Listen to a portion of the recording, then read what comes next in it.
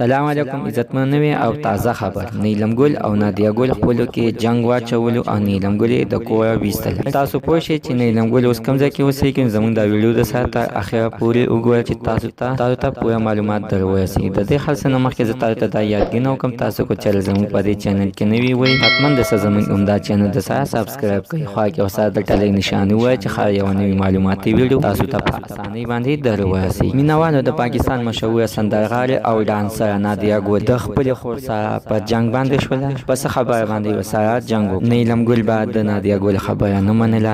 نیلم ګل به بار بازار ته تلله او چکر لبتله او دا کار به په نادیه ګل باندې ډېر بد لګېدلو. نو نادیه ګل تاسو زر ویلې چې کور کې کینه او د کور نه مخ وځه، تا ته کو د څه کمې وي ما ته وایه او زه به تا ته راوړم. خو نیلم ګل د نادیه ګل خبره نه منله. اخر نادیه ګل ته یو پیغور مخې ته ودرېدلو چې نادیه ګل ته پته نه وه چې زما خو نیلم ګل چې دی نو یو دکاندار سره ګپ شپ ساز کړی دی او لینډین ورسره ساز کړی دی.